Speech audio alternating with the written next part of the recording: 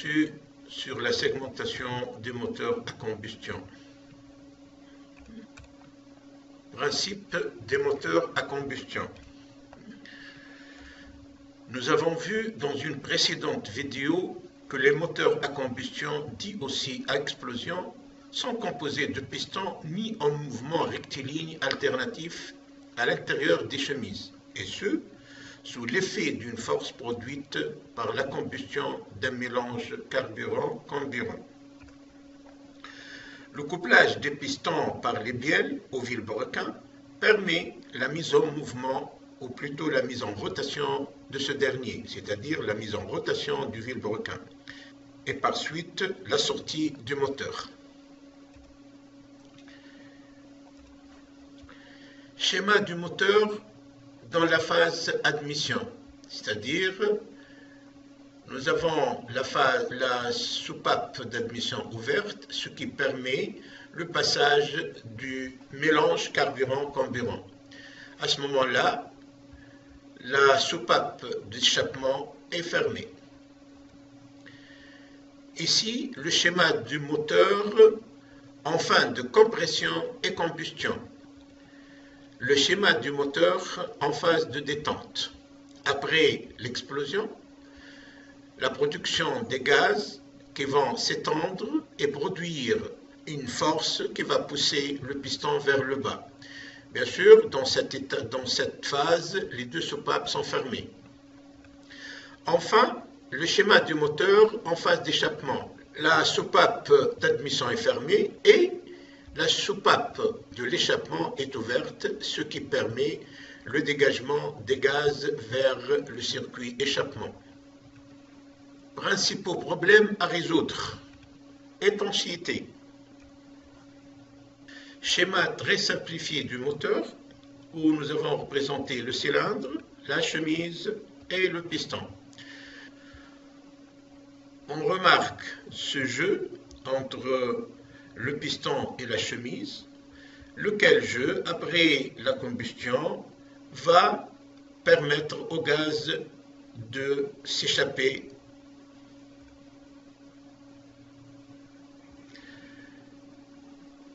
Cette fuite de gaz implique un manque de compression et par suite un manque de puissance. Donc les performances du moteur sont altérées.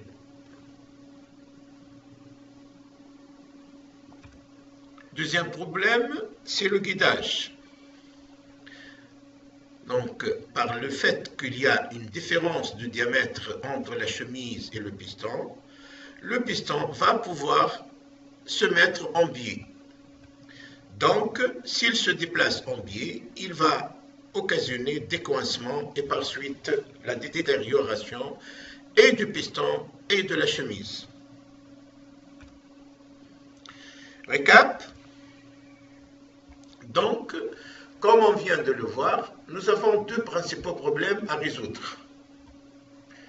Le manque d'étanchéité de la chambre de combustion dû à l'écart entre le diamètre du piston et celui de la chemise, ce qui va entraîner inévitablement une perte de compression et par suite une perte de puissance. Aussi, d'un autre côté, le manque de guidage du piston au sein de sa chemise a pour conséquence le blocage certain du piston. Les solutions, ou plutôt la solution, pour pallier à ces deux problèmes, à savoir le manque d'étanchéité et l'absence de guidage piston-chemise, est d'utiliser au maximum la force produite par la combustion et par suite générer le maximum de puissance.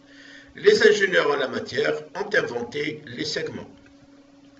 Ces segments sont des anneaux fondus en acier élastique fortement allié ou en fente, qu'on enroule autour des pistons, et ce, afin d'assurer et l'étanchéité de la chambre de combustion et le guidage des pistons à l'intérieur des chemises. Donc, la segmentation d'un moteur à combustion, c'est l'opération d'équipement de ces pistons par des segments comme on vient de le définir pour résoudre les principaux problèmes qu'on vient d'évoquer. Mais aussi, la segmentation va permettre de résoudre d'autres problèmes, que nous allons aborder dans ce qui suit. La segmentation, étendue de l'objectif.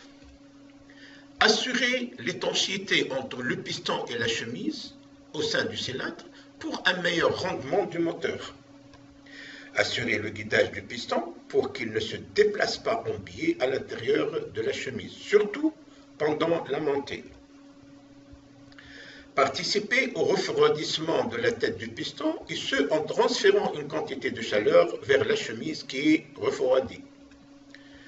Aussi, permettre le graissage finement de la chemise pour limiter son usure, et ce en étalant une fine couche d'huile, quelques micromètres, sur sa paroi interne.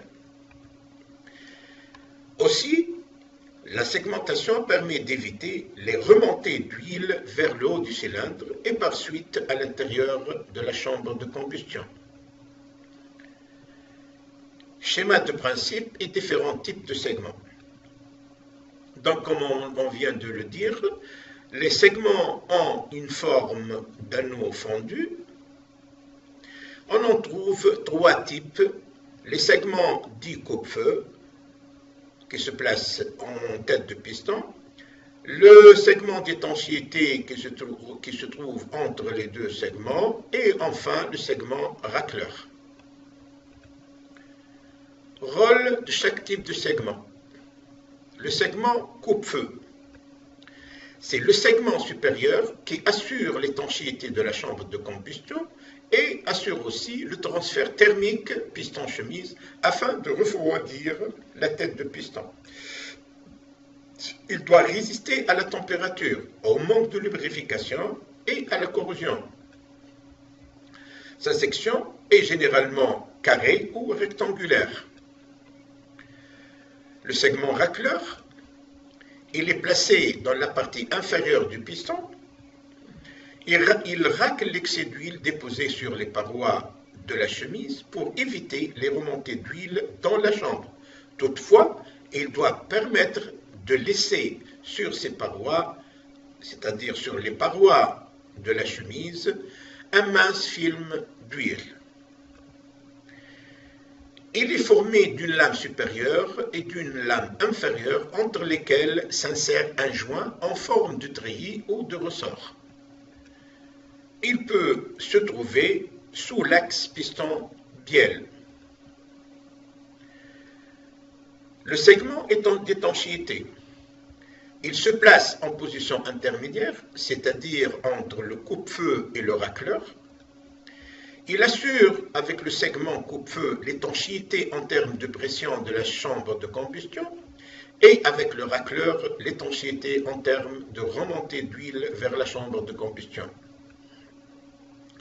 Il est de même section que le segment coupe-feu ou peut être biseauté sur sa partie en contact avec la chambre, la chemise. Précautions à prendre lors du montage des segments. À noter tout d'abord que les pistons modernes ont généralement 3 segments, mais on peut trouver aussi des pistons avec 4, 5 ou même 6 segments. Qu'il n'y a qu'un seul segment coupe-feu par piston. Qu'on peut avoir 1 ou 2 racleurs et 1 ou 2 ou même 3 segments d'étanchéité. Que le racleur est facilement reconnaissable car il y a des trous de graissage en fond de gorge. Bien que relativement simple, l'opération de montage des segments sur le piston reste quand même une phase délicate. En effet, il faut manipuler les segments avec soin car ils sont fragiles et peuvent facilement être cassés au moindre effort lors de leur pose.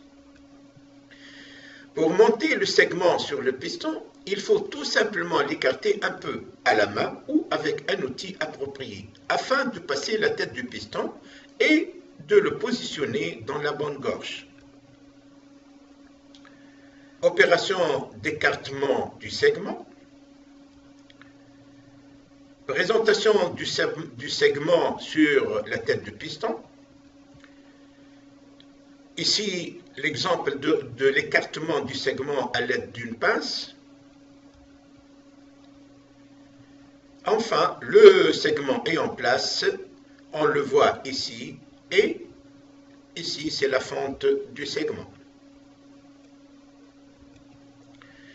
Pour éviter de faire passer un segment par-dessus un autre lors du montage, afin de le placer dans la gorge correspondante, il faut commencer par le segment racleur, puis le segment d'étanchéité, et enfin, on termine par le segment coupe-feu. Une petite animation pour voir ça. Nous avons ici notre piston avec ses trois gorges, coupe-feu, étanchéité, racleur. On va positionner maintenant les segments. Segment racleur, celui de l'étanchéité et enfin le segment coupe-feu. Les différentes opérations du montage peuvent être réalisées manuellement ou avec de simples outils. Mais il y a lieu de remarquer quand même qu'il existe des outils dédiés à cette opération, dont les avantages sont le gain du temps, le travail avec plus de précision et la réduction substantielle des risques. Nota bene, il faut huiler légèrement les segments avant de les monter. Attention au sens de montage des segments. Sur chaque segment, on trouve un marquage sur l'une de ses faces. Exemple, on peut trouver une inscription quelconque. On peut trouver aussi la marque du fabricant ou encore le mot top. Lors du montage, il faut toujours diriger ce marquage vers la tête du piston.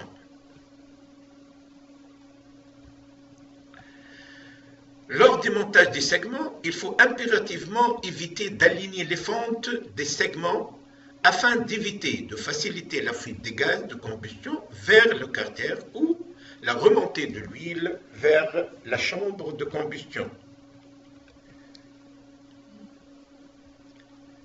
Cet alignement est à éviter à tout prix. Toutefois, il faut remarquer que les segments peuvent tourner lors du fonctionnement du moteur et ainsi conduire les fentes à s'aligner temporairement. On explique les pertes temporaires de puissance d'un moteur à petit nombre de cylindres par ce phénomène d'alignement des fentes. Différents types de sections des segments. En ce qui concerne le segment de compression,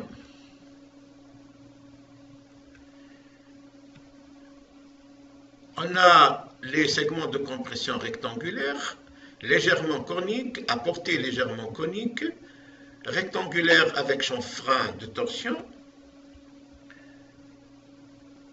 à épaulement inférieur, à épaulement extérieur, en trapèze,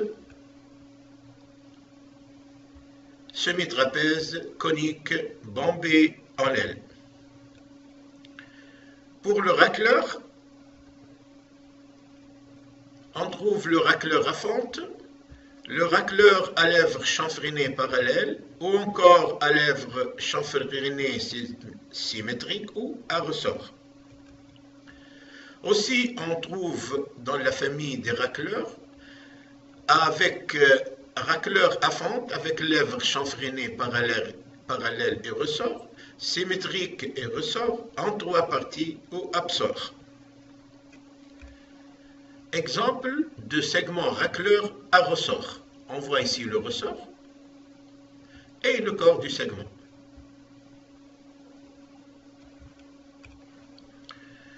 Pour les segments d'étanchéité, on trouve le segment à bec d'aigle ou encore à bec d'aigle conique. Traitement de surface et revêtement. Avant l'étape finale d'usinage, les segments subissent un traitement thermique approprié, et ce pour éliminer les tensions résiduelles du matériau et affiner les caractéristiques d'élasticité.